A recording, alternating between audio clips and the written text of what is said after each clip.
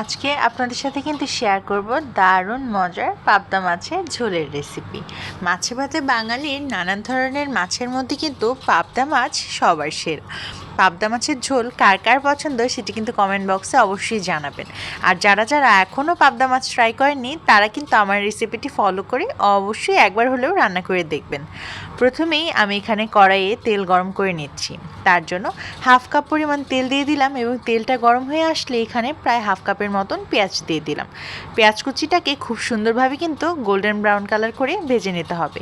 মোটামুটি যখন দেখবেন এরকম রঙটা পাল্টে এসেছে তখন কিছুটা পানি দিয়ে দিতে হবে। পানি দেওয়ার ফলে কিন্তু পেঁয়াজটা পুড়েও যাবে না এবং মশলা দেওয়ার পর ছিটতেও শুরু করবে না। এখানে দিয়ে দিলাম 1 চামচের মতন হলুদের গুঁড়া এবং 1 চামচের মতন মরিচের গুঁড়া, দিয়ে দিচ্ছি ধনিয়ার গুঁড়া 1 টেবিল চামচ পরিমাণ। সব কিছু কিন্তু দেওয়া হয়ে গেলে খুব সুন্দরভাবে মশলাটাকে কষিয়ে নিতে হবে। দিয়ে দিলাম 1 চা চামচের মতন লবণটা আপনাদের আন্দাজ অনুযায়ী দিয়ে দিতে পারেন। এবারে আর একটু অল্প পানি দিয়ে দিলাম এবং মশলাটাকে কিছুক্ষণের জন্য কষিয়ে দেওয়ার জন্য অপেক্ষা করতে হবে। খুব সুন্দরভাবে কিন্তু মশলাটাকে কষিয়ে নিতে হবে। মশলা যত সুন্দর কষানো হবে ততই কিন্তু খাবারের স্বাদ বৃদ্ধি পাবে। কিছুক্ষণ সময় ধরে এই মশলাটা কষিয়ে নিতে হবে যেন খুব সুস্বাদু হয় আজকের রান্না। এবারে দিয়ে দিচ্ছি ধুয়ে রাখা পাবদা মাছ। আজকে আমি প্রায় 5 থেকে 6টি পাবদা মাছ রান্না করছি। আপনারা কে কে পাবদা মাছ পছন্দ করেন আমাকে কিন্তু অবশ্যই জানাবেন।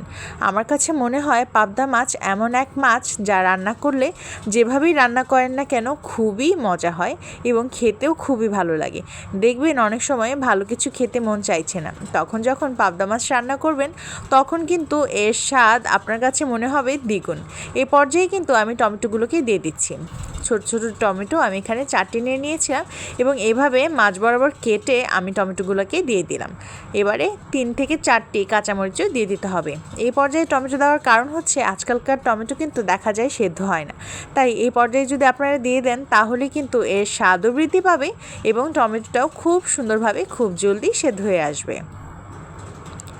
এবারে দিয়ে দিলাম 1 কাপের মতন পানিটা দিয়ে কিন্তু এবারে ঢাকনা দিয়ে ঢেকে দিতে হবে এবং কিছুক্ষণ অপেক্ষা করতে হবে জাল উঠে নেওয়ার জন্য।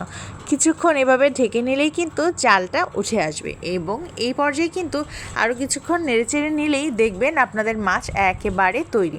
এবারে কুচি করে রাখা ধনেপাতা কিন্তু আমি এর উপর ছিটিয়ে দিচ্ছি। আমার কাছে কিন্তু মাছ রান্না করতে ধনেপাতা না দিলে একেবারেই জমে না। আপনাদের কি কারো এরকম হয় যার কাছে ধনিয়া পাতা সব কিছুতে দিতে হয়? এই তো আমাদের মাছ কিন্তু একেবারেই কমপ্লিট হয়ে গিয়েছে। দারুণ মজার এবং সহজ এই মাছ তো একবার না খেলে মিসই হয়ে যাবে। আপনারা কে কে এভাবে ট্রাই করবেন দ্রুত কিন্তু কমেন্ট বক্সে জানিয়ে দিবেন।